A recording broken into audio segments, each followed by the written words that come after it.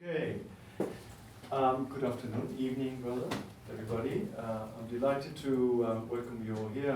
My name is Julio Davila. I'm Professor of Urban Policy and International Development at the Development Planning Unit, which is hosting this event. This is part of a series of events that we've been running all year as we celebrate our 70th anniversary. The DPU, which is part of the Bartlett Faculty of the Built Environment, was originally based at the Architectural Association, and we came here in 1971, I think it was, in UCL, and our focus has been largely development or developing countries, depending on how you want to call them, with a particular additional focus on cities. But of course, within cities, or to look at cities, you need to look at the bigger picture of development, the bigger picture of societies, the bigger picture of environment and the planet. And for that, you need to look also at international relations.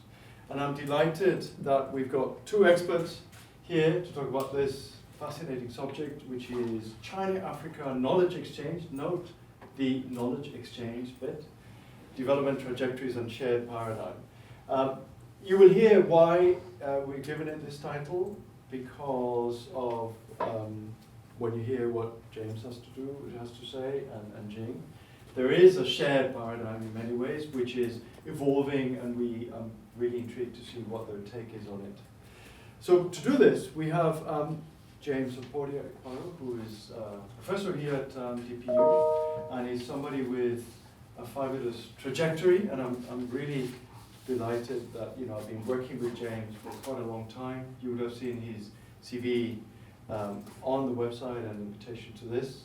He's a Ugandan, born and educated there from Makerere University College in Kampala, and with an MA from University of Waterloo in Ontario.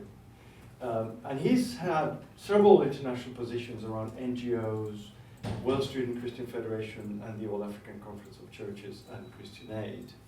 And often, James and I lecture together, and as I said, it's a pleasure to work with him on issues of aid, and in a way, an extension of the topic today for our students, mainly in the Development Administration and Planning Masters. But and you think, why China? And what's it got to do with China? But James was the ambassador plenipotentiary and extraordinary of the Republic of Uganda to the People's Republic of China. He was based in Beijing, but also he had to cover North Korea, Vietnam, and Cambodia at the time. And he's drawing from that fabulous experience of being based in China at the time, so a couple of decades ago. He's also a founding member of a Nairobi Peace Initiative, and he's been involved in high-level conflict resolution missions, including Southern Sudan, Eritrea, Ethiopia conflict, and hello, yeah, don't worry. Anyway, he's lectured extensively in Canada, in Nairobi, in the UK, and he's lived here with his lovely wife, who's sitting at the back, Mishu, who worked in the UN system for a long time, and it's a delight to have you here and have that sort of wealth of experience with us. Not quite at the other end of the spectrum, but somebody with a little less experience, but equally bright and wonderful is Jing Zhang, who's a postdoctoral research fellow at the Center for Sustainable Structural Transformations here down the road at SOAS. She was a PhD student at DPU, but also a staff member, and we were very sad to see her go a few months ago, about 6 months ago. Anyway, she completed her PhD in development policy, essentially, and you will see from her slides and her presentation, looking at the Chinese investment in Ethiopia. And that meant that she actually was able to get involved and look at in great depth at how China has been involved in the ground in terms of investment. And it's a fabulous thesis that we recommend you download and read. Anyway, I think I'll leave it at that. So we'll start with James for about 15 minutes, 20 minutes, 20 minutes? 20? We can negotiate that. And then open to quick questions, and then we start with James. Okay, thank you all very much.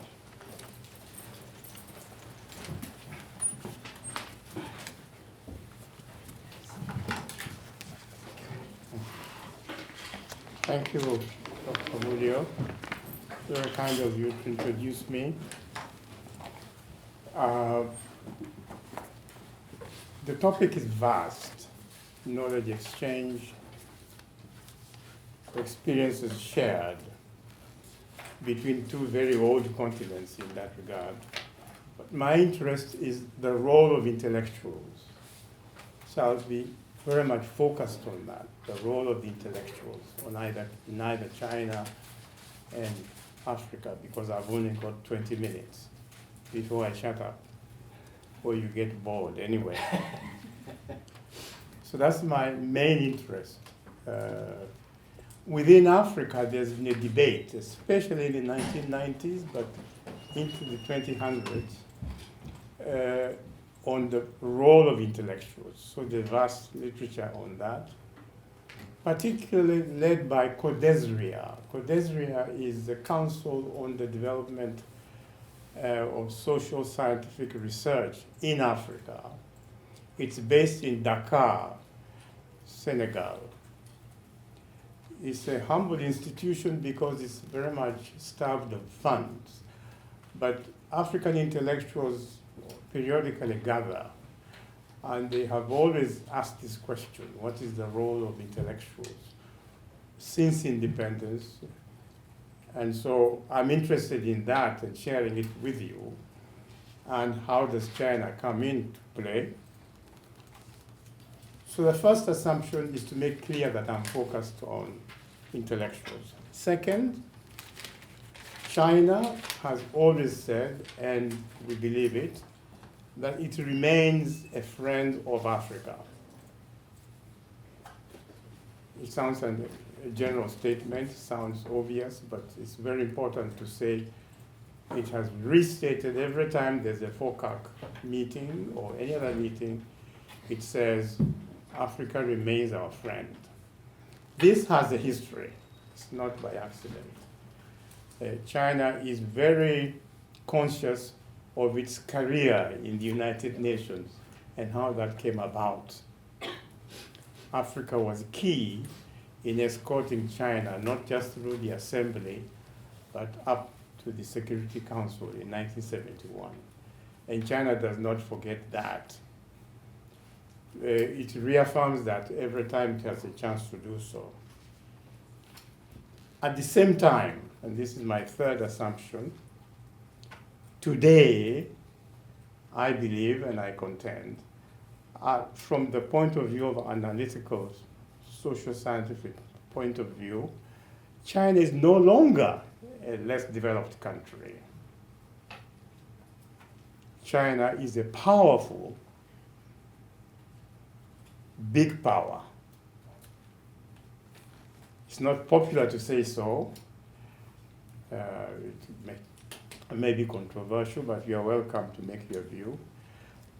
It is not as aggressive as a big power, maybe, as other big powers, but it is a big power. It has the second largest air force, it's a big navy, and it has advanced very much so. It is out there in space competing. It doesn't undercut its commitment to Africa necessarily, but it makes it it's a different perspective. Therefore, when we talk about intellectual exchange of ideas, to what extent can we be equal? And our preoccupations seem to be different. As a global power, China is preoccupied about security, obviously. As I speak, China's projection of military power has reached Africa. The first military base outside China is in the country of Djibouti. There are many others parked around there, France, European countries, including America, all in Djibouti. But that's an instance of power projection that China has engaged in.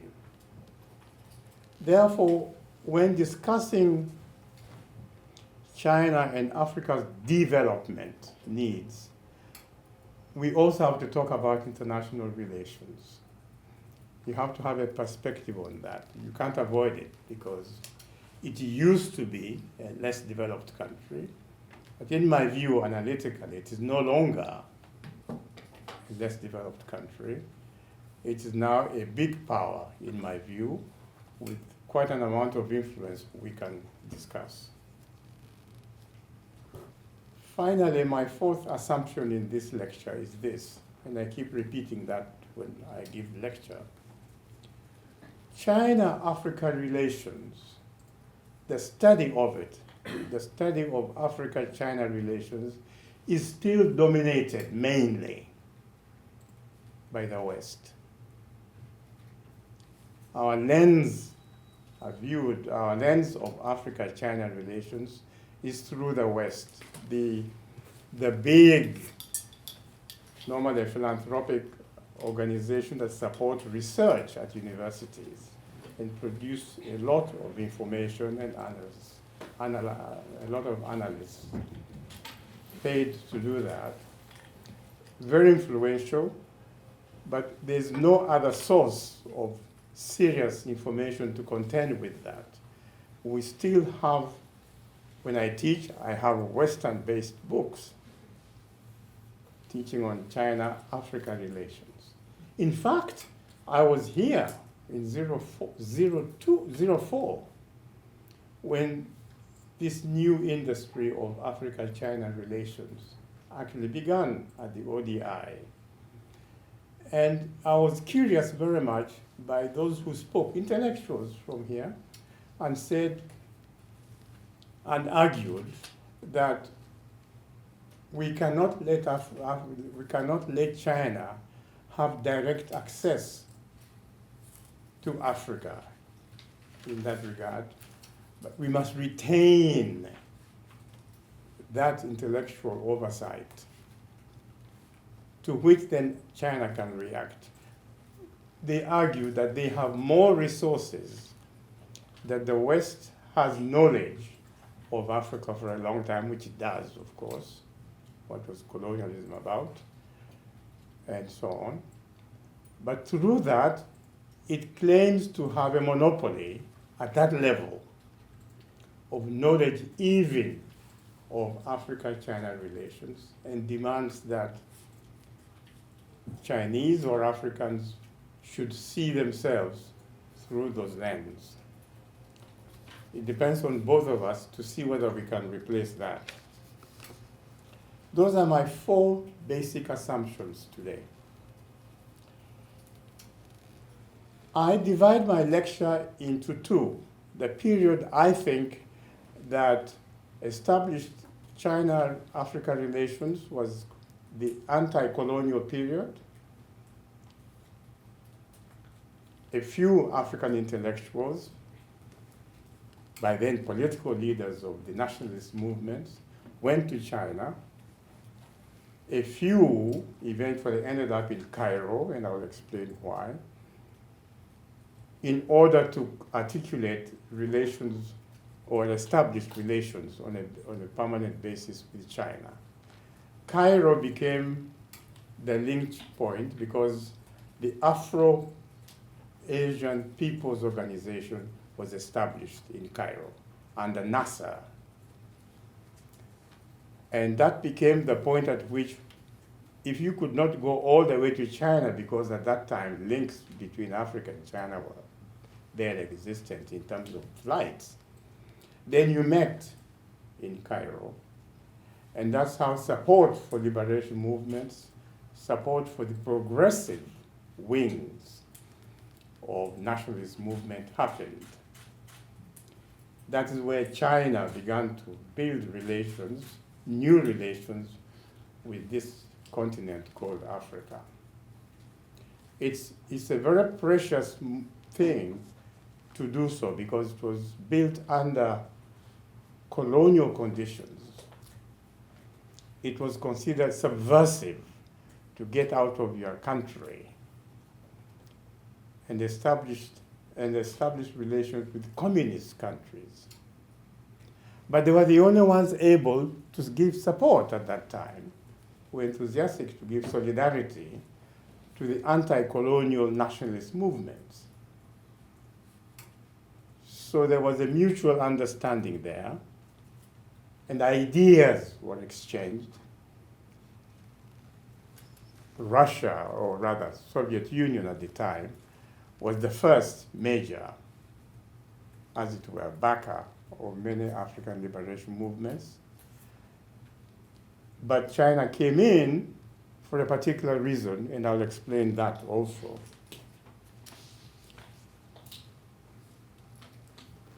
The Chinese appeal, in particular, was the following.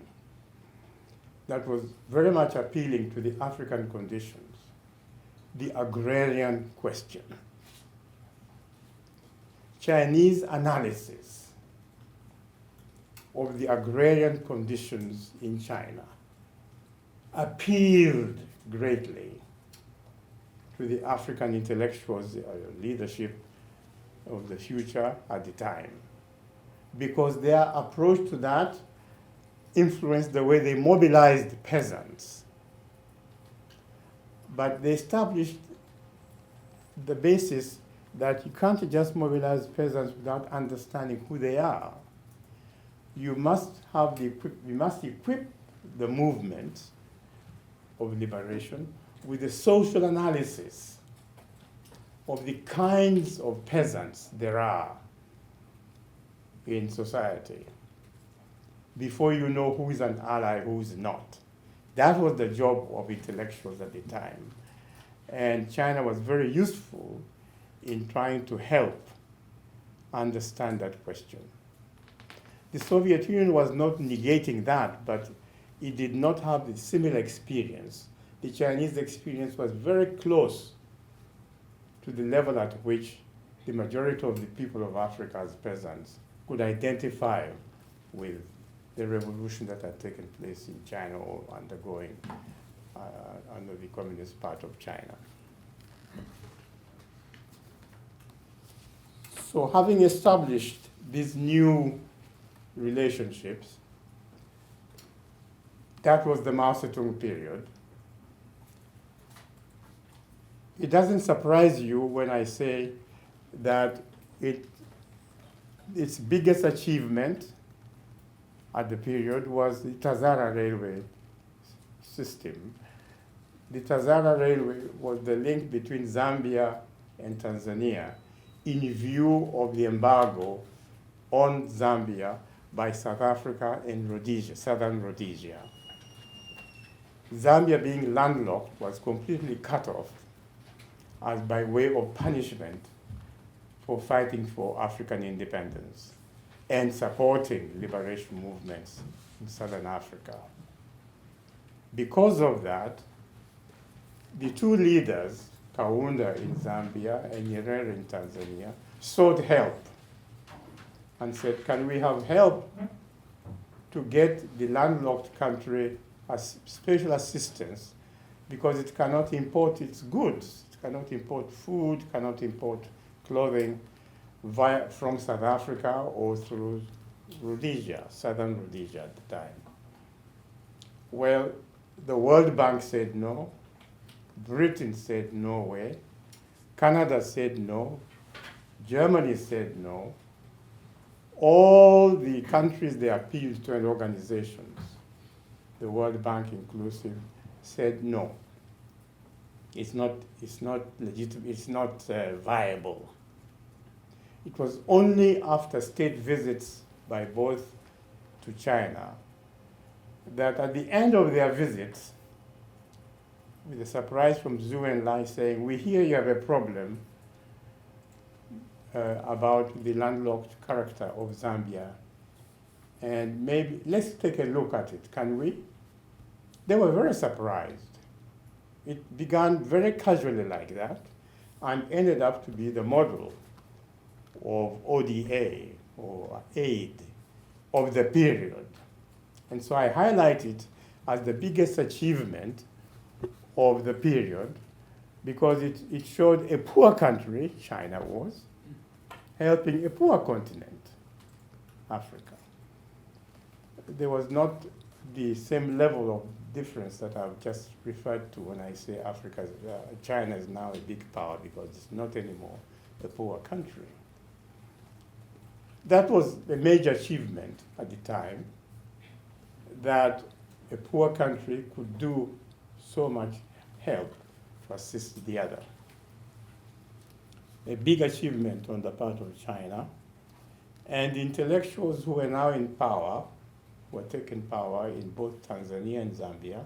I give as an example of a conduct of a people who could not completely achieve complete independence because of the boycott, because of the sanctions, but fought their way because of the links that had been established in the past between the liberation forces and China.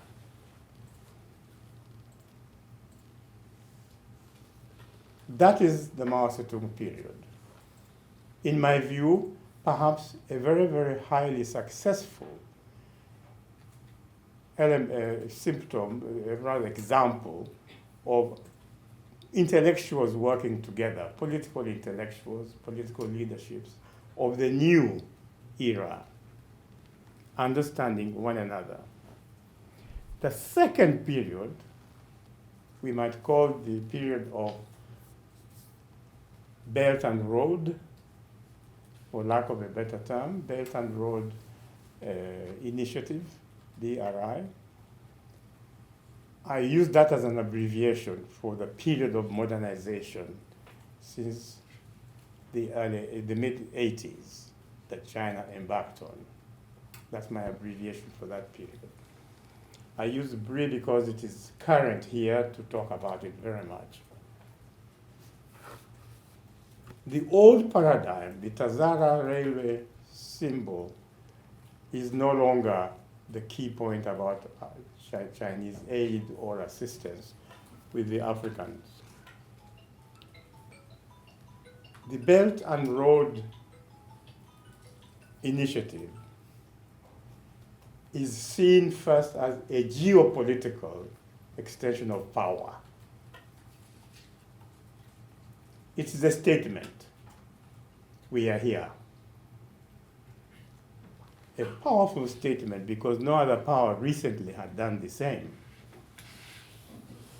And I mean, when the countries of the West saw China doing Belt and Road in Latin America, they were really alarmed and said, now wait a minute. What have we been doing all this time? But it accounted for Chinese capacity to project power and to be able to support it, to demonstrate its effect. It was even worse when one of the NATO powers, called Italy, said yes to BRI. It has now withdrawn since the young lady is in power in Italy. Very interesting young lady.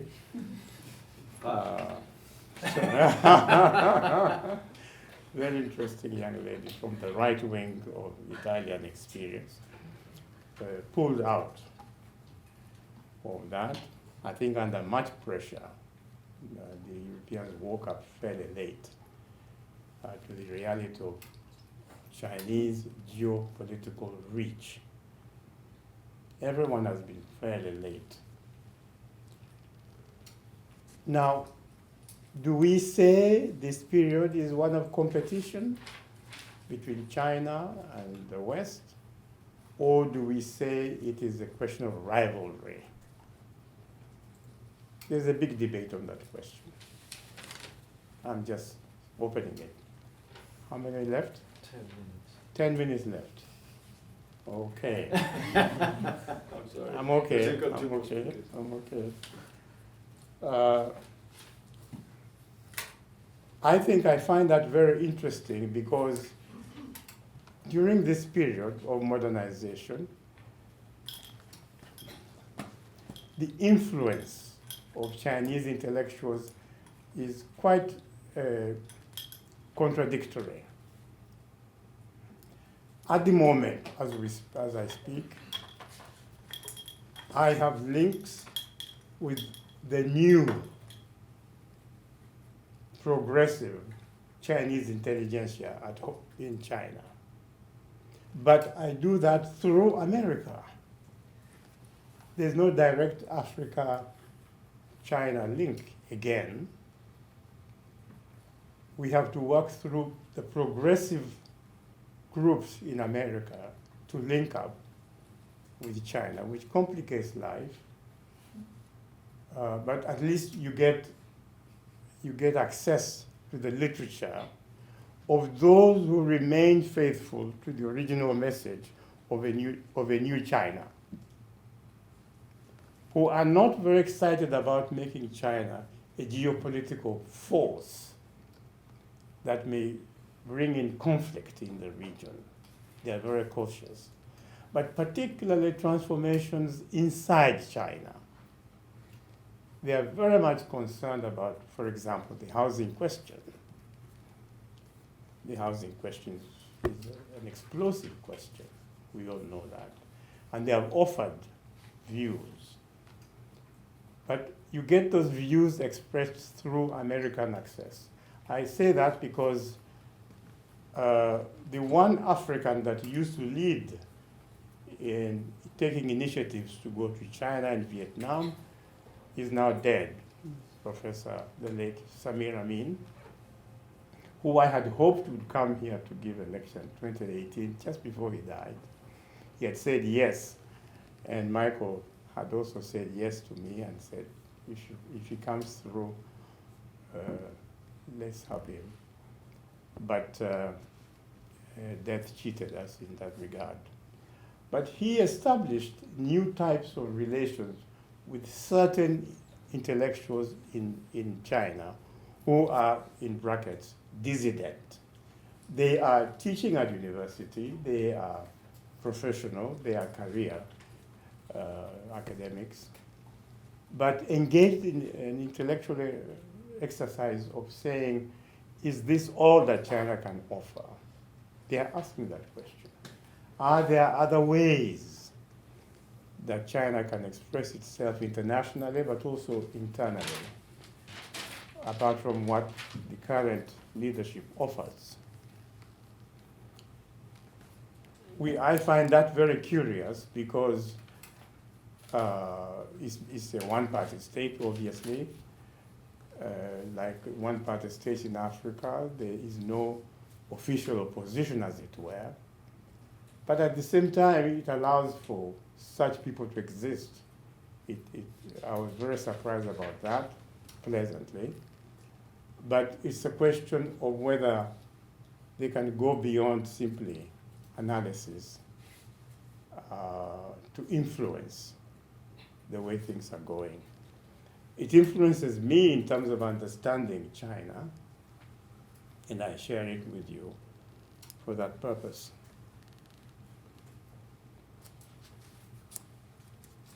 Now, in this condition, the question arises, how can African intellectuals and Chinese intellectuals meet? It's obvious it cannot happen just a little like that. But I've remarked on Codesria. Codesria remains a good resource in Africa. It is starved of funding. It needs funding. But it is a forum that intellectuals from all sides can use it because it's free. It can be published. The outcome of whatever interaction takes place can be broadcast and published openly. There's no secrets about it. After all, it's understood to be a good resource for Africa in general. The challenge is, what are the options in view of what has happened to China? It is good that he reaffirms it is a friend of Africa, so there's no threat there. But what kind of academic freedom exists in Africa that can allow for free exchange of ideas with counterparts in Africa? That is the question. I don't have an answer. But I would love to hear from those who know what is happening inside China, who know more about this than I do. Would like to hear examples of that. In view of the limitations of time, let me conclude. I have 3 points. I'm interested in the role of intellectuals because, as it were, they synthesize the ideas, and those are the ideas that we hope can help countries move forward. So, under what conditions can the new China, the BRI China, be of help to Africa? Even when it can give some ODA, but being a big power is preoccupied by its security needs.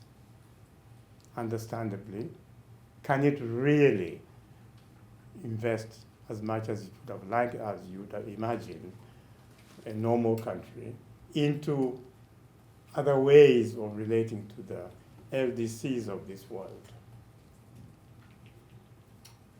So,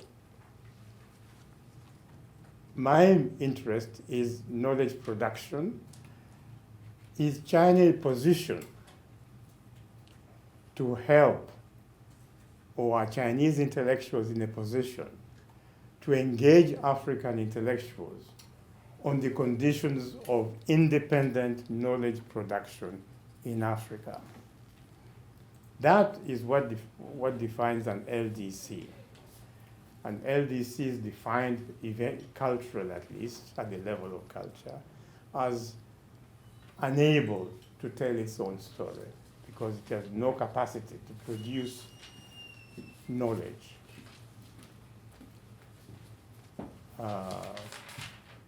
That is the question that preoccupies me. I'm suggesting, secondly, that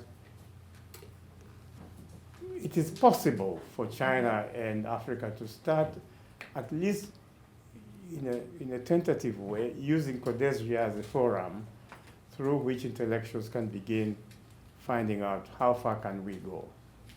It is a struggle always. It will never be any other way. It's a political struggle to even attempt such collaboration.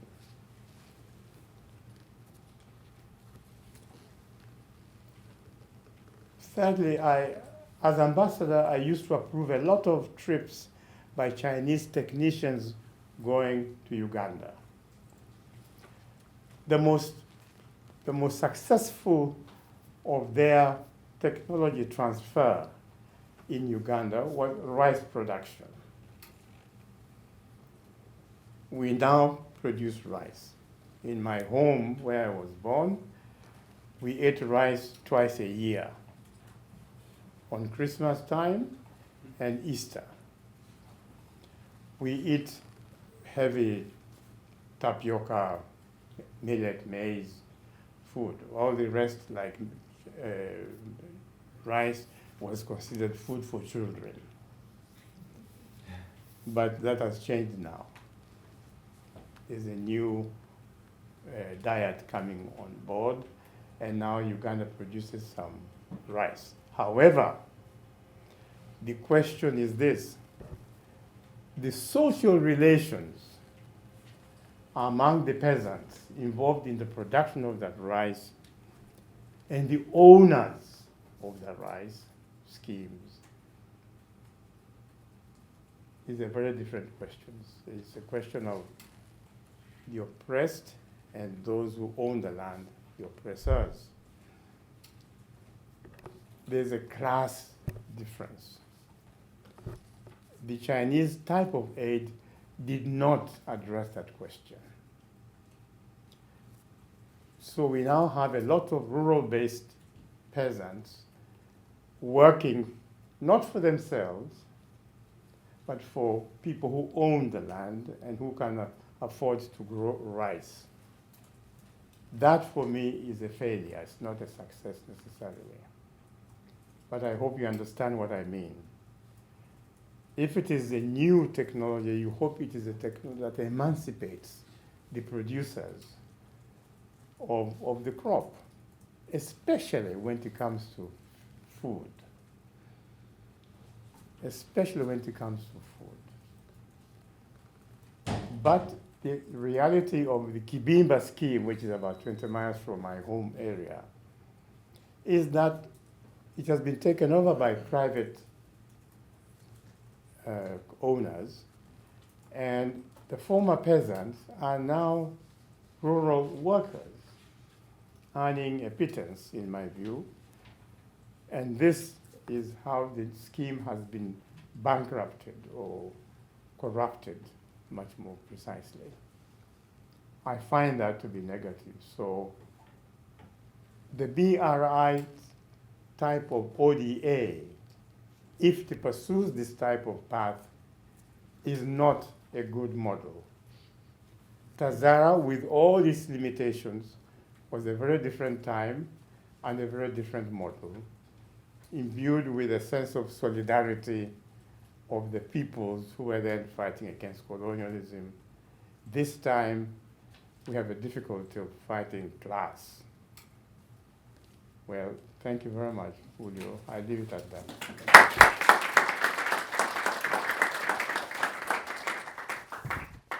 James, that was great, wonderful. I'm going to leave the questions and comments to later, because otherwise we just take a little longer. So, Jing, I'm delighted to welcome you. Should we switch off this video? See if it works? Yes. It's good. So thank you very much for the warm introduction of Julio, and thank you very much for James' presentation. It's always nice to be back to UCL as a home institution, and also James' presentation actually reflect a lot of my thinking about the exchange between China and Africa, which I'm really excited to have a discussion with you and with all the audience here later.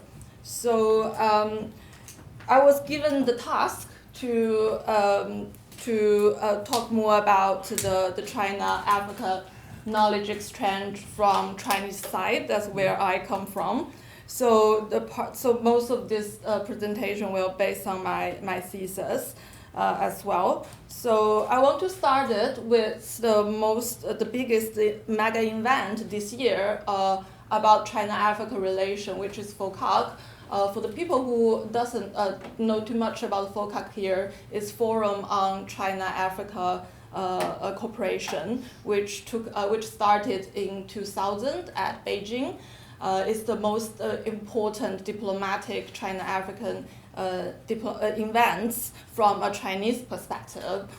So this is the keynote speech made by President Xi this year. The title is called Join the Hands to Advance Modernization and Build a Community with a Shared Future. So where this shared future comes from, I think James has made some very important points. The shared future comes from the history. So the part of the narrative here is that China is still a big part of the global south, which some people probably don't agree.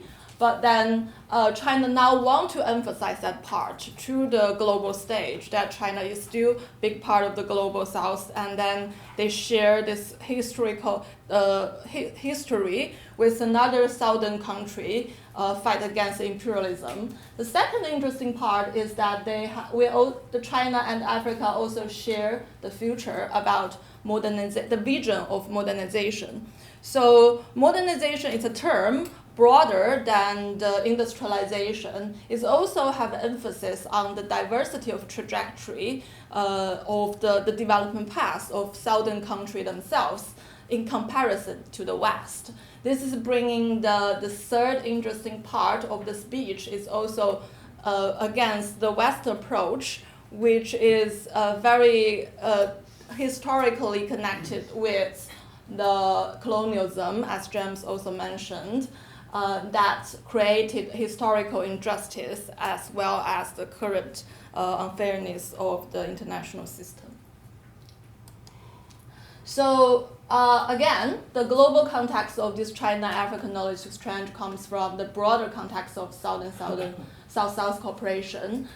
Historically, the South-South cooperation comes from started from the Bandung Conference in Indonesia. Then the second historical landmark is Buenos Aires Plan that promotes and facilitating the technology cooperation between the southern country.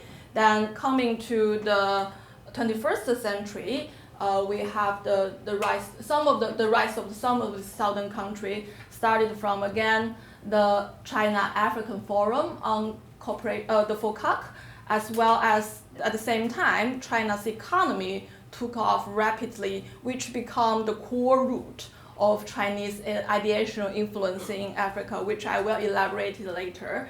Then coming to the 2009, we see the institutionalization of BRICS, and then I also put the new development bank, the establishment of the new development bank and Asia Infrastructure Investment Bank here as well, because for any partnership to bear fruit, you need to have corresponding financial institution. So these two banks are both headquartered in China, and then the new development bank is the framework bank of BRIC system, and the Asia Infrastructure Investment Bank, as it's called, is focused on Asia infrastructure development. And then it becomes a kind of alternative multilateralism to the World Bank and IMF. So coming to the regional context, which also bring the rapid growth of China-African knowledge exchange, is the development trajectory of African continent after independence. So the first 2 decades after a lot of African countries gained independence, it's most nationalism and state-led development. But then this 20 years of the state-led development didn't produce that much positive impacts, which instead it has a lot of debts and corruption, as well as the falling commodity price.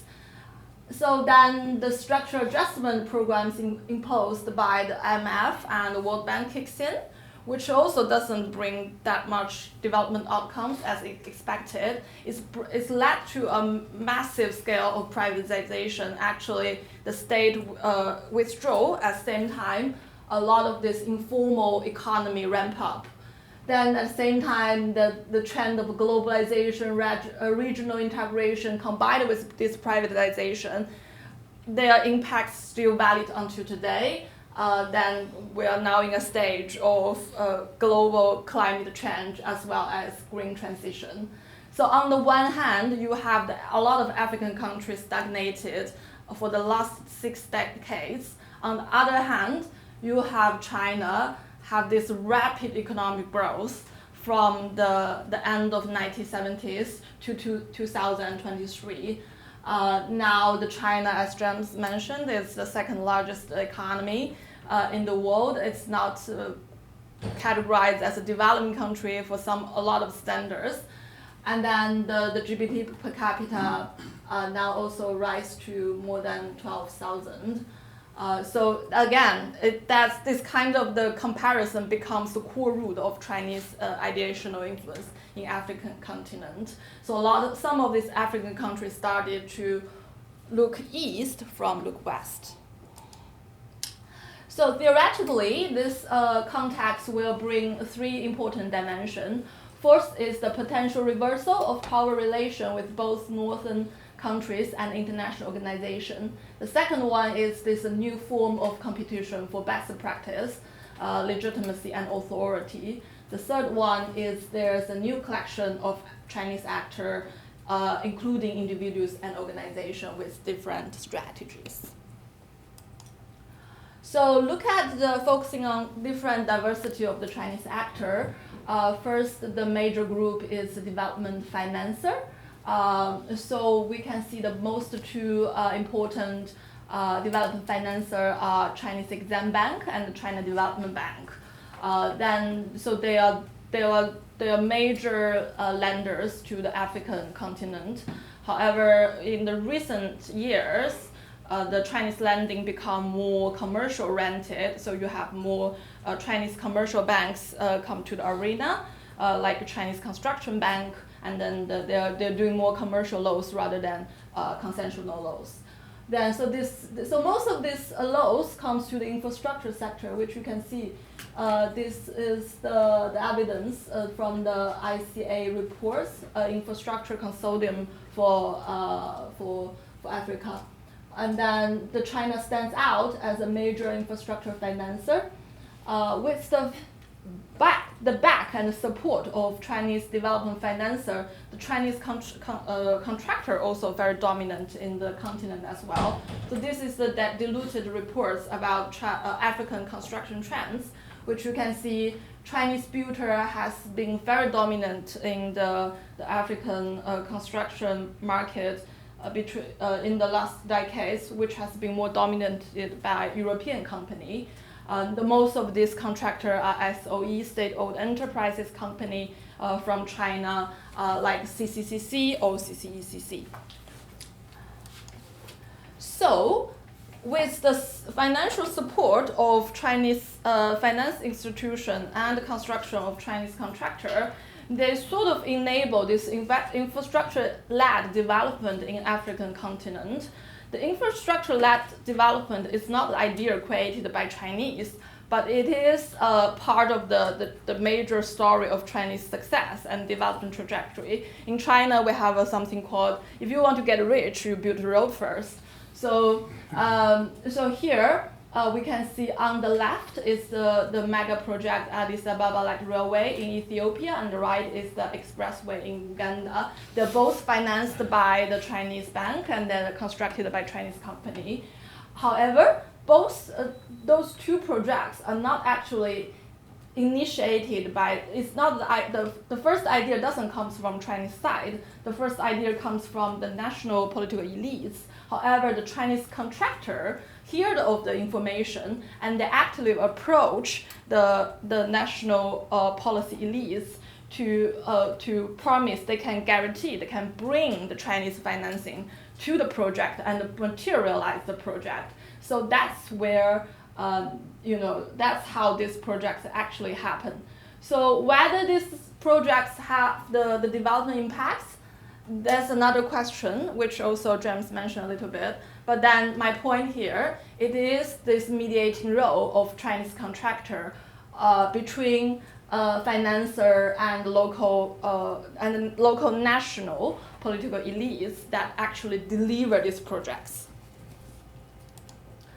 And the second group is Chinese investor. So the Chinese investor, actually recent trend shows a downward the investment from China. However, Chinese investor is still a big significant group of FDI coming to African continent.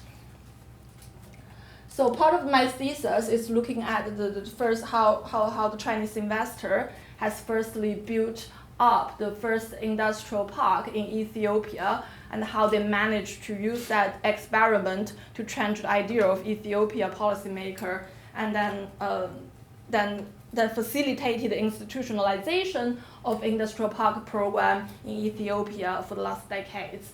So through the strategy of building the collision, leading by example, and then also reframing the policy problem and coupling the policy solution to the problem, they managed to actually change the idea of Ethiopia policymaker. So this is a quote I had from my interview with the former CEO of Industrial Park Development Corporation in Ethiopia. So they mentioned this importance of this first industrial park and the importance of Chinese investor Qiyuan Group from Jiangsu province in actually facilitated this idea of how industrial park should work and whether and then it could be a potential policy instrument to deliver industrialization. And then the third part, which is the most obvious part of the knowledge exchange, is knowledge partner, which probably include the James major point about intellectual. So we have so in China we have like multiple landscape of this multiple actor in this knowledge, in producing and diffusing this knowledge, including the government organization, for example, like the Academy for International Business Official affiliated with the Ministry of Commerce. And also there were a lot of Chinese universities also provided training program as well as the degree program to both normal Africa students as well as the Africa government official.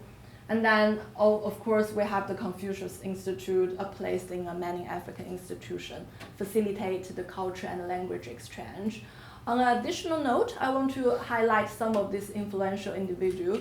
There are some of them, probably the most powerful knowledge broker in producing knowledge and diffusing this knowledge, and especially like the Justin Lin Yifu, who used to be the chief economics in the World Bank. And then he also founded this South-South Cooperation and Development Institute in Peking University. He's definitely one of the most important knowledge broker that's been able to facilitate this exchange. So this is again,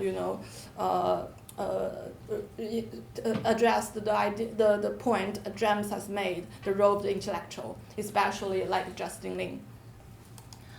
So there's some other strategies used quite often by the diversity of the actors, including the field trip, benchmarking, and conference. I want to highlight a few trips here because also James mentioned a bit of this, like a lot of the field trip combined with knowledge exchange. So I interviewed, there was a former managing director of Eastern Industrial Park. He also mentioned one of the strategies actually to bring those Ethiopia policymakers to China, and that is very powerful tool to actually change their idea. When they come to China, they see the transformation in China, they immediately change their idea. So back to theory, they conceptualize as a very powerful forms of experimental learning. So if you experience it, it's probably easier to facilitate the ideational change. So finally, we come to the discussion point. I want to discuss reflected from both the supply of the knowledge side and the demand of the knowledge side. So certainly the supply of the knowledge from a multiple Chinese actor is not just the flow of knowledge itself, it's also combined with the flow of capital, people, goods, and technology. And certainly there are diversity of the actor, including individual, organization, and network they formed. But there were two interesting questions out there. Who are the most effective knowledge brokers from Chinese side across the network? I would say the actor who have the resource, like those Chinese contractor, or the Chinese investor, or the one like Justin Lin Yifu who has worked in multilateral institution before, have that kind of capacity, language capacity, the language and cultural, the wisdom to be able to facilitate knowledge exchange. So in that way, whether this challenge the existing power relation or not, it's a question. It probably reinforces it. And from the demand side of knowledge, I think there was not necessarily a reflective learning from the demand side. In my case study, a lot of these African policymakers are more attracted by the successful story, and also there was the influence of the pre-existing idea in shaping their policy decision.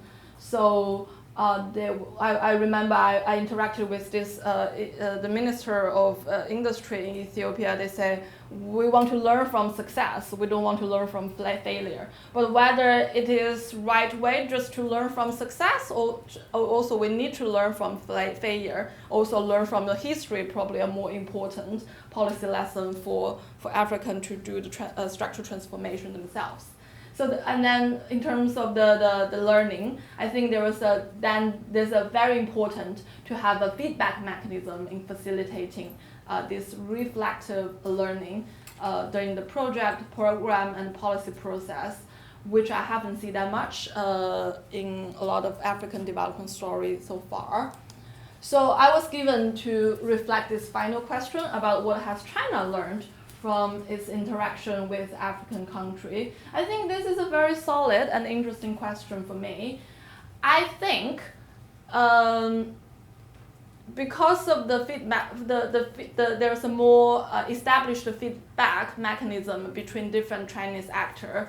Chinese actors probably learn more effectively, but also the Chinese actors are not the single actor. There were diversity of the actors out there. So some of these Chinese actors probably learn more efficiently than the other, subjected to the time, to the resource, to the network.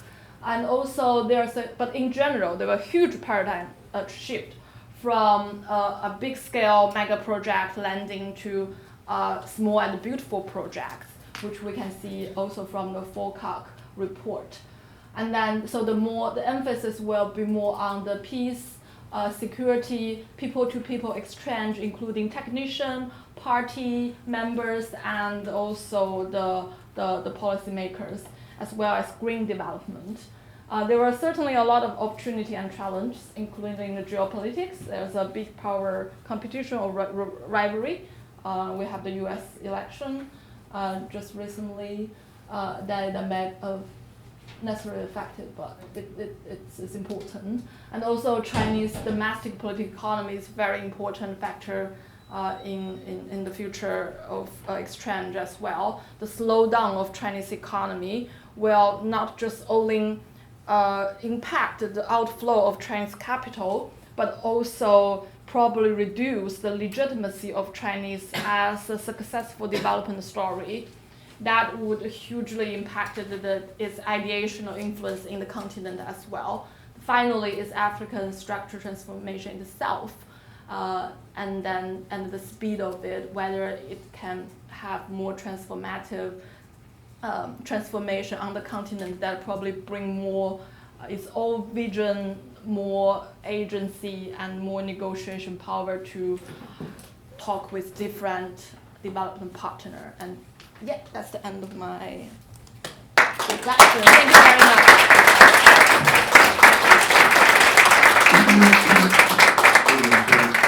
Thank you so much. That was excellent. I'm now delighted to introduce Yin Zhang, my colleague, Li Ying, who's going to ask act as our discussant. Alban, do you want to switch? Oh, great. Brilliant. Okay, so Li Ying is Professor of Urban Economic Development at the EPU, where we're all based. And she's a development economist specializing in the economic development and management of cities. And she's a very prolific writer and publisher with 3 books, at least 3 books to her name. We're very proud of your achievements in that sense. I'm very envious. She used to direct the Masters in Urban Economic Development at TPU, but she teaches quite intensely there. She's got a lot of fans in that group, and including her colleagues, of course. So, you're going to act as a discussant. About 10 minutes, is that okay? 20 minutes. 20 minutes? Really? Okay, that's fine. Whatever you like. How many minutes do I have? Whatever you like. No more than 20 minutes, for sure. Yeah, okay, I'll try to do it Okay. later. Do you want this? I mean, can people hear the back? Yeah. Is that okay? Maybe Better with. Better with. Do you want me to? Okay. You know what? I'm going to put it on the line. Yeah, I think it's better. Is that? Hello. Can you? How's Does that? it work? How's that, Alex? Yeah. Okay, great. Brilliant. Well, thank you, Julio, for hosting, for chairing this event. It's been a pleasure to listen to our 2 speakers. I must say that I cannot possibly match their deep knowledge and expertise in this area, because I have not, like James, really lived and worked in Africa and have not done a PhD thesis like Jane has done. Okay. I just want to add Africa. one point. Lei is my supervisor. Yeah, you can't really say that, you know. Yeah. So actually, what I'm going to say is going to be very basic, I think. It's built upon, obviously, my professional career in the past 2 to 3 decades in the field of economic development. But hopefully, I also wanted to make sense of what I observed in Africa during the numerous field trips we did, actually. But it's been a while, about 10 years ago. So during the 2000s and to early part of 2010s, DPU, well, especially the UED program, that's the MSc in Urban Economic Development, organized a number of field trips, taking our students to Africa. So actually we did field work in some 5 different African countries. So I do have some primary observation of my own. And James' talk has just set the bar very high, because you spoke of independent intellectuals. And you could imagine that for anybody who works as a lecturer or whatever, this is something we all aspire to. So the reality is, obviously I have come from China, but I have worked in this country for more than 20 years. And I hope that I'm at least semi-independent. Okay. So where do I start? Well, maybe I should explain why we put up this particular event with this title. So as Julio was saying, that this is one of the events celebrating DPU's 70th anniversary.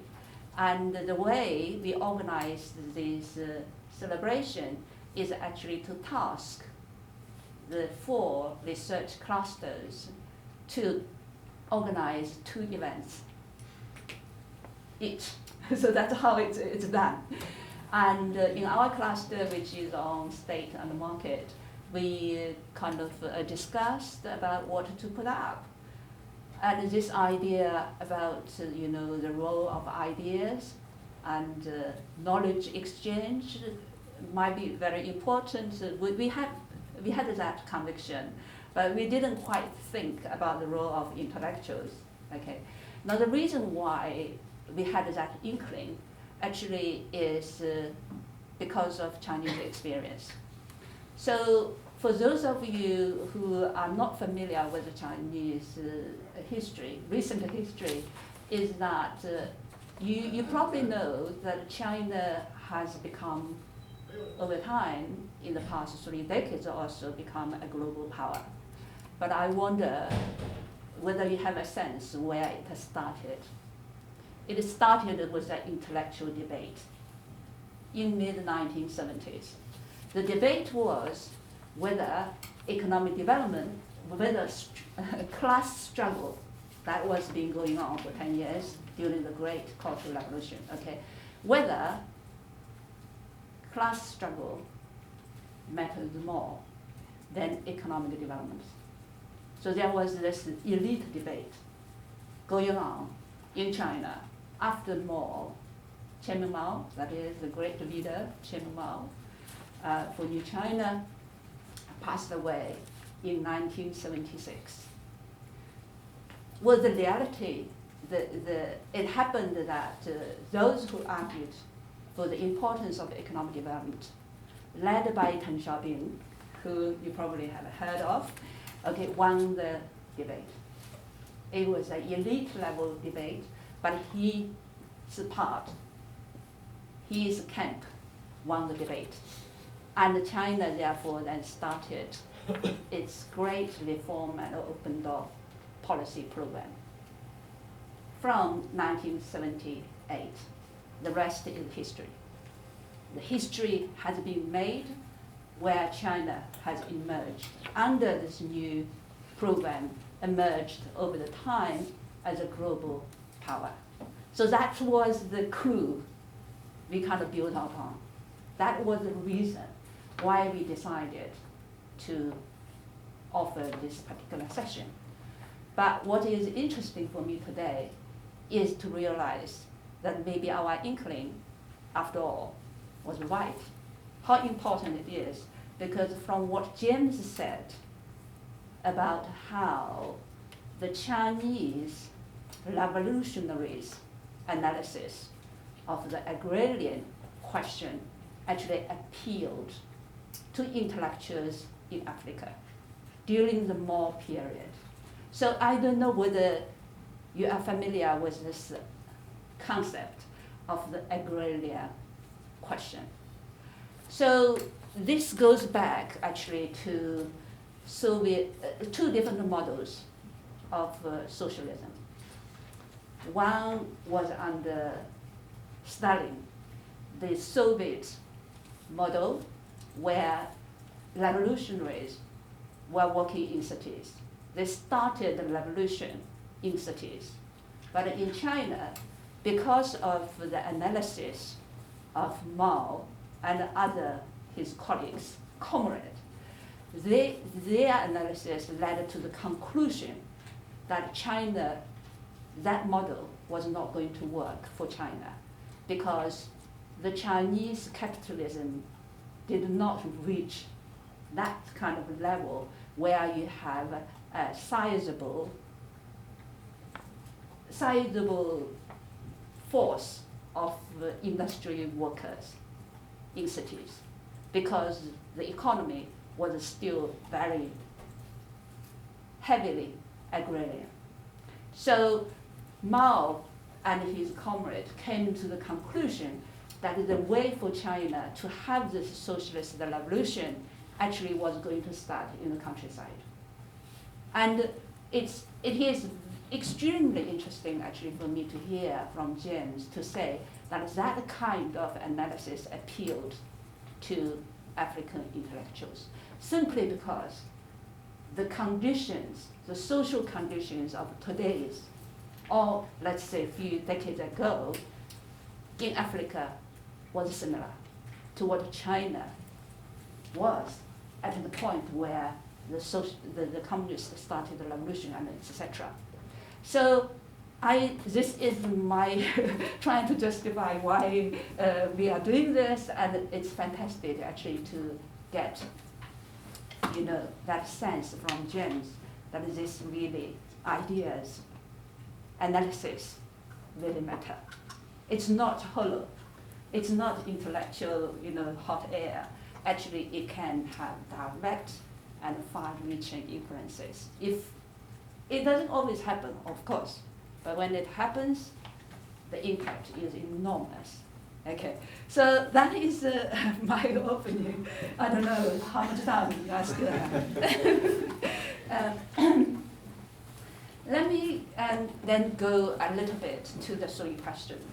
We put the three questions to the speakers, and it might be quite interesting, perhaps, to share my take on their analysis, and maybe also my own observation as an urban economist.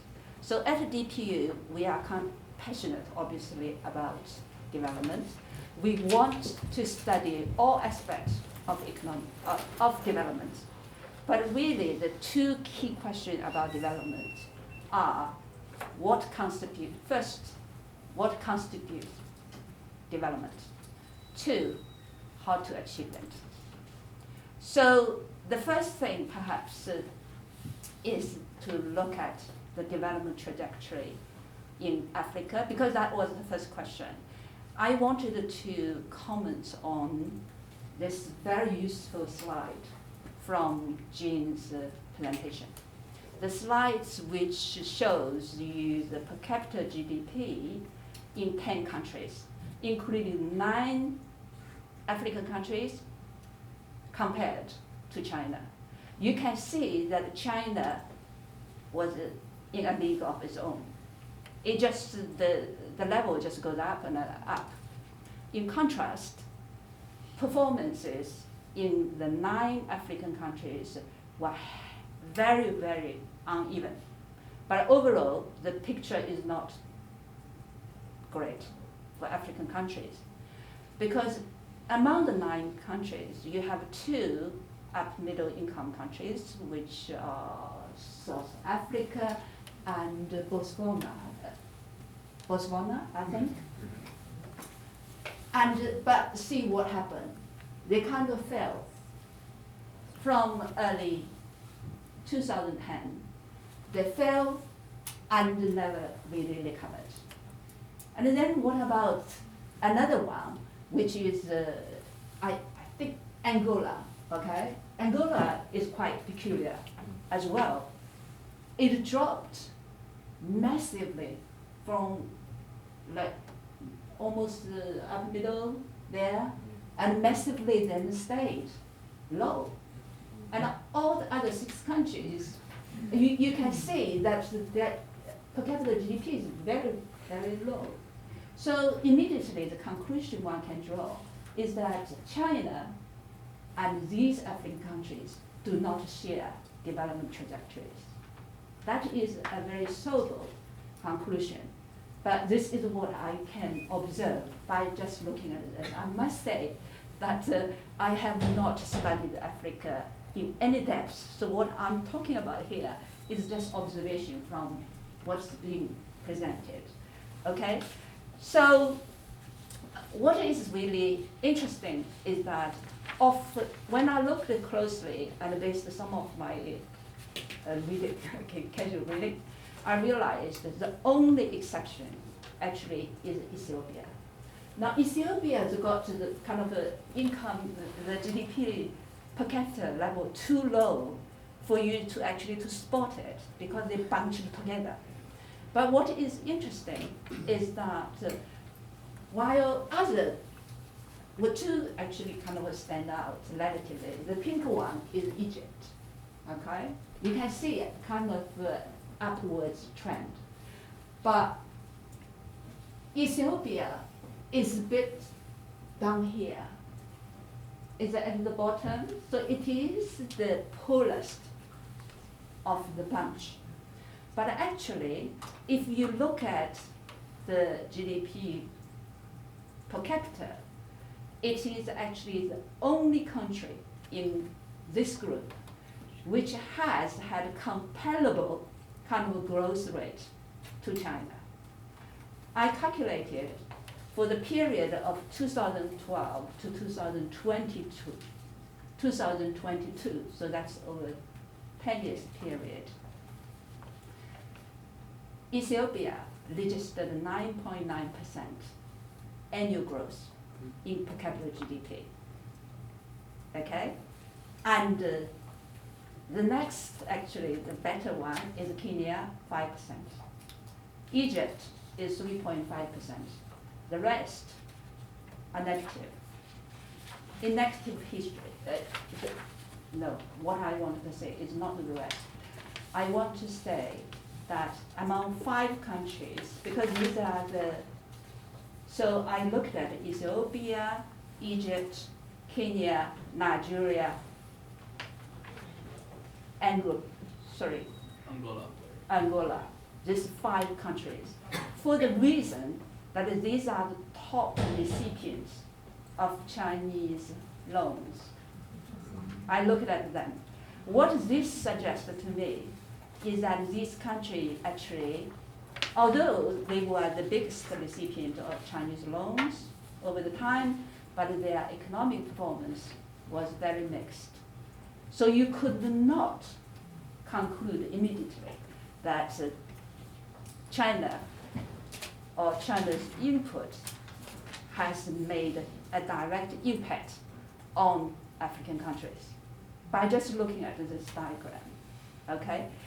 So I was thinking, so the data I had was just the loans. And what I have just read out are the 5 top recipients of Chinese loans. And the data is from the Global Policy Study Institute, I think based in Boston University. And I then asked myself, if we were just to pick out countries which have shown greater willingness to learn from China, would that offer actually some sort of better explanation why the performances are uneven? And here, then I had some quite interesting discovery. The discovery, of course, is Ethiopia. So Ethiopia is the second country out of the top group. 1 minute, okay. Four. Yeah. Oh, 4 minutes, No, okay. you've got lots of- Yeah, okay. So Ethiopia is among the top recipients of Chinese loans. But what really stood this out is that it has shown more than anybody else great willingness to learn from China. So some examples, okay. So Jean spoke about the school of the South Cooperation Institute in Peking University. Now it so happened that because of FOCO, so that's the Forum on China and Africa Cooperation, which only takes place every 3 years. So the latest was in September, actually. Because of it, China, the state television, CCTV4, actually produced in 3 episodes, documentaries about Africa and China, etc.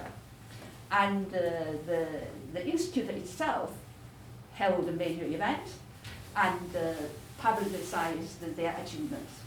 What they highlighted is the fact that the minister of the trade and the former minister of trade and industry in Ethiopia, okay, actually since 2021 has taken sabbatical from his post, studying in the institute.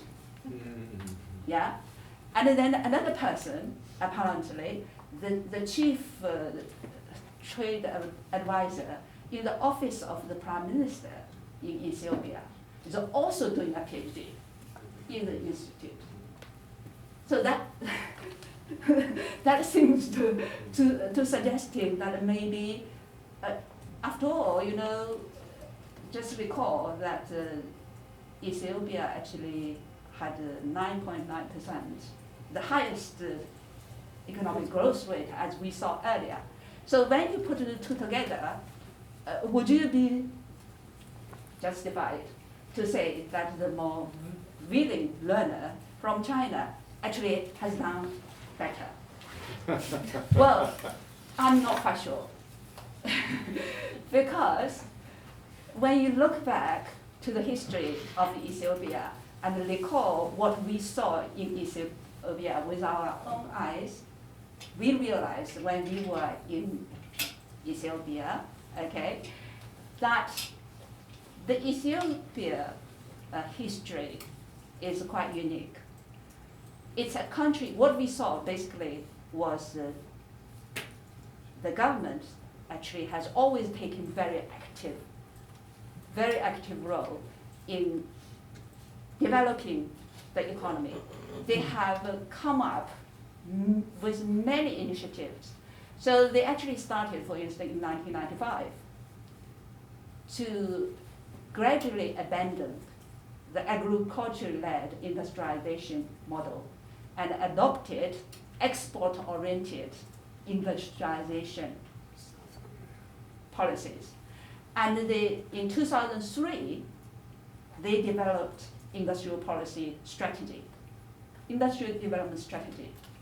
And for various phases, they developed growth and transformation plan until 2020, and now they have another 10-year program, and so on. So what I'm trying to say is that Ethiopia's learning started much earlier than China's BRI actually started, because the BRI, which is the Belt and Road Initiative, started in 2013. So what this tells me,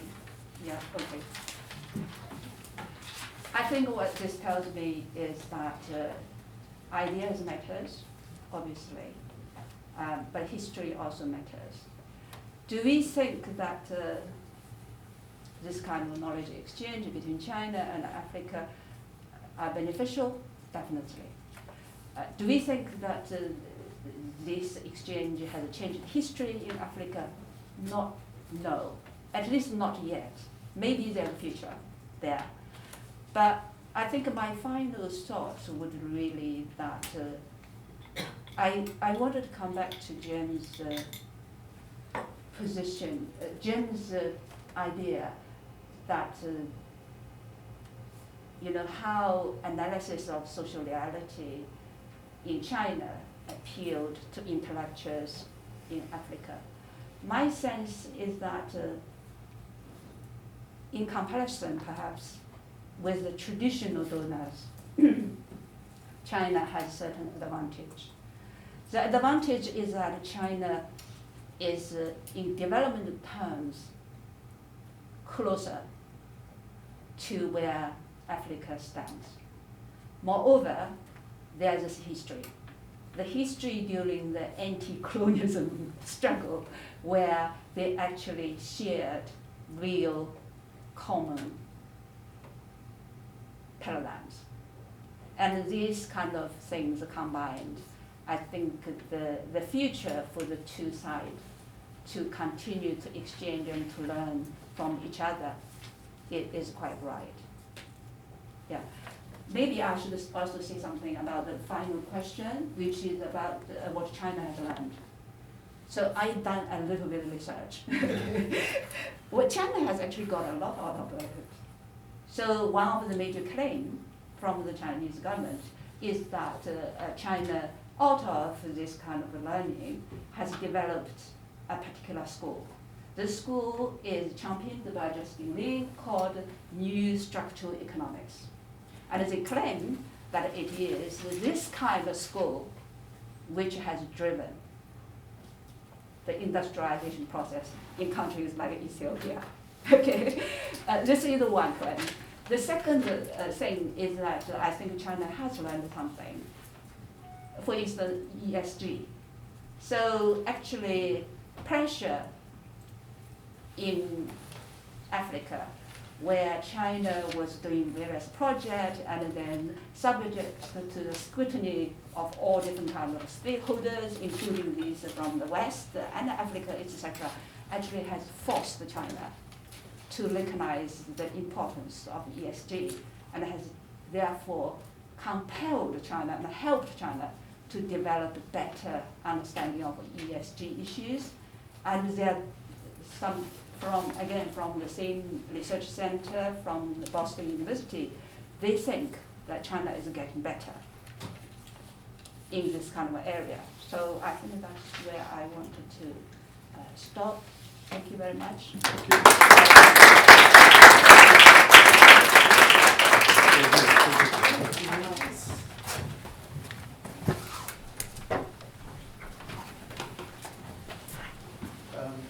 Yes?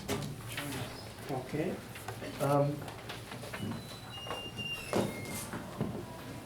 Thank you very much, Yin. We don't have a lot of time because we're really on the boundary. In theory, 2 minutes left, but let's extend for a few minutes.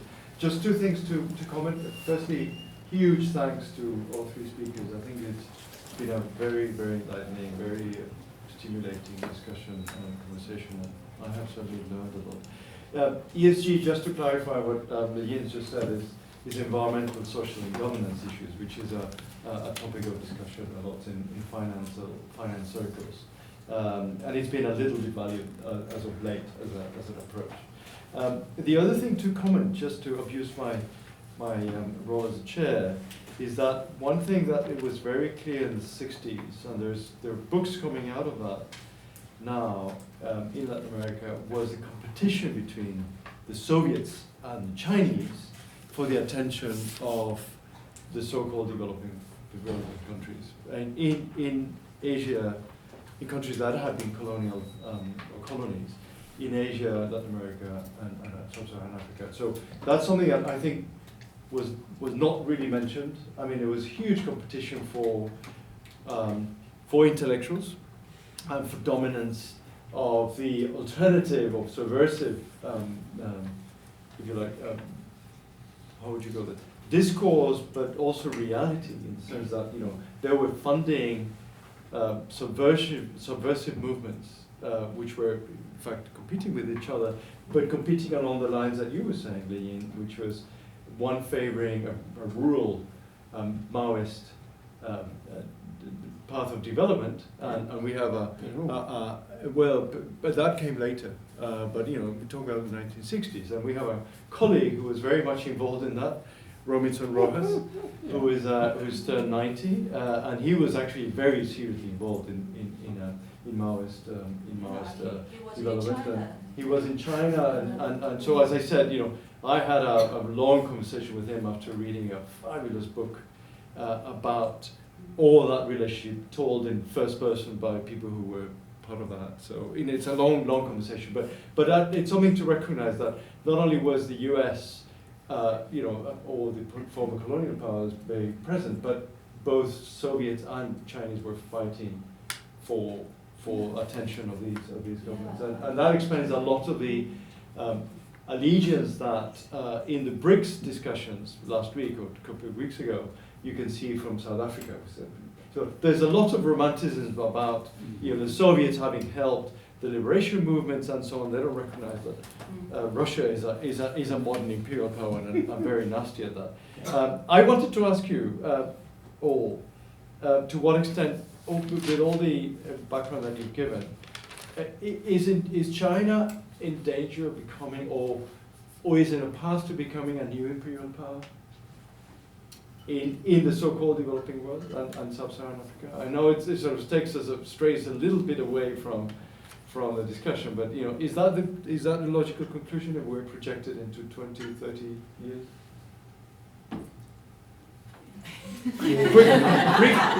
brief responses.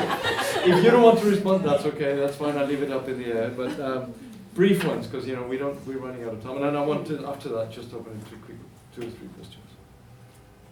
Maybe James. James. Before he died, Mao Zedong said, at least pronounced, according to, you agree with me already. He pronounced that China should not go along the route of big power development, because there's the danger of undoing what had brought it prosperity and recognition. That always is in my mind when I meet Chinese leaders or when I met them, because I said I would like to go to the mausoleum, which surprised them. This fellow from Africa wants to pay respect to Mao Zedong. They don't do that all the time. What is he up to? So I explained myself. I took advantage to explain that appeal was very rich. And I think in one of his speeches, Deng Xiaoping agreed with that. I may be wrong there, but I think he did. My point is, does this projection of power, especially military power, naval power, and the threat on Taiwan is separate from that, but the threat to the Philippines and others, territorial aggression, could that be a danger? Doesn't that show that there are tendencies, at least tendencies? They may not be the dominant, but there are tendencies of expansionism, and that is not a good thing for Chinese reputation. Can I open it to you guys? 2 questions, quick ones. Yes. Let me give you this so we can. Ooh, sorry. Okay. Thank you so much. I will learn from our speaker's presentation. Calling back to Professor Zhang's comparison about China, Soviet Union, now we can compare Africa and China. My question is for you three is, to what extent the African political leadership can adopt their institutions to use the character from China. As James mentioned, when the technology from China, they generated some classes struggles. To what extent is the local level of this political leadership to adjust their some behaviors, institutions to tackle with these problems? Thank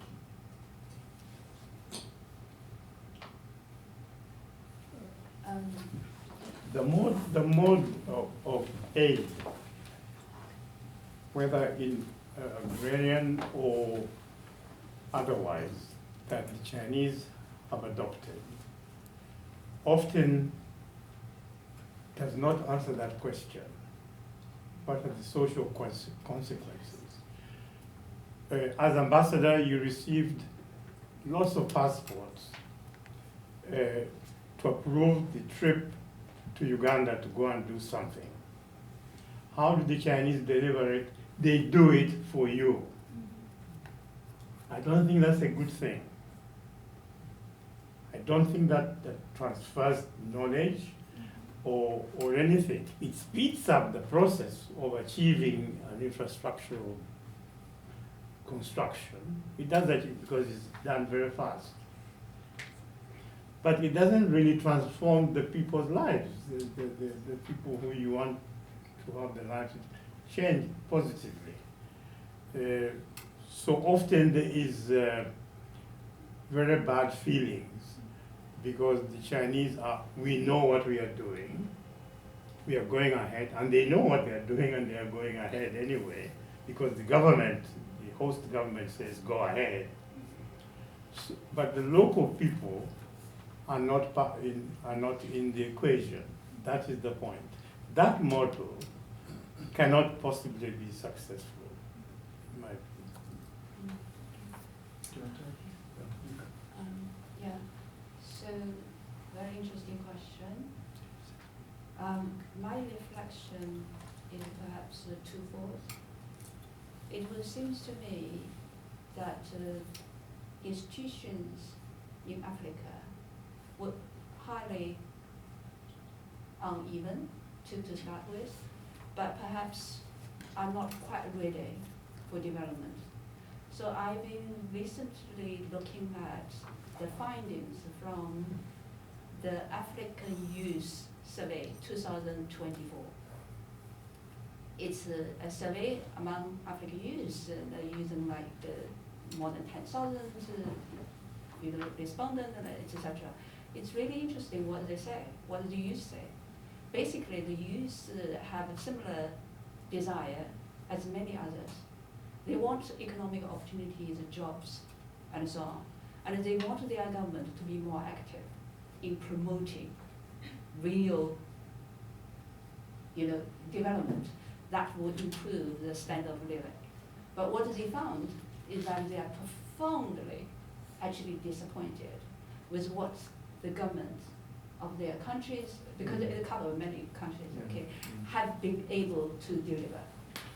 And so what is their future? Well, more than 50% of them are looking to immigrate. So this is one side. On the other hand, I think this is a part of China's learning.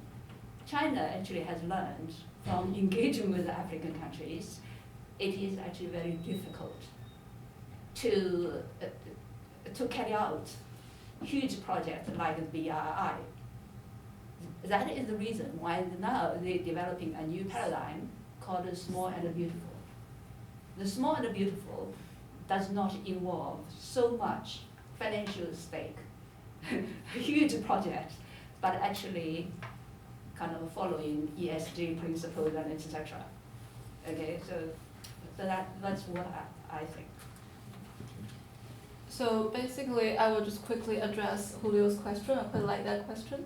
So I think and also sort of supplement some of the information which James and Ling has also answered and highlight here. So I think whether China will be a new colonial power, imbalanced power relation is always there. So China-African relation is never a bilateral relation. It's a relation of China and another big power regarding Africa as well. So I think the question here is not China, whether China has been new colonial power or not. It's also a question whether the African continent itself can leverage this great power competition to achieve its structural transformation. If that's happening, then whether China is a new colonial power is not a question anymore, because power relation will involve itself when development happens. And then goes to the local institution. That's what I think the most important aspects of the African development is also strengthen the capacity of local government, because the size really matter. We see a lot of these African countries, their size and the geography, the scale has been much underestimated. So I think it's very important that we and a lot of this knowledge exchange is happening between the national government elites and the external actor. So I think there should be more the information exchange, knowledge exchange, training program happening in local level. So that's my thinking. I'm afraid we're going to have to leave it there. We're well past the time. So thank you all very much. Thank you especially to the three of them. And thank you to Alex, who's been manning the camera, and to Alban for all the technical help. Thank you very much.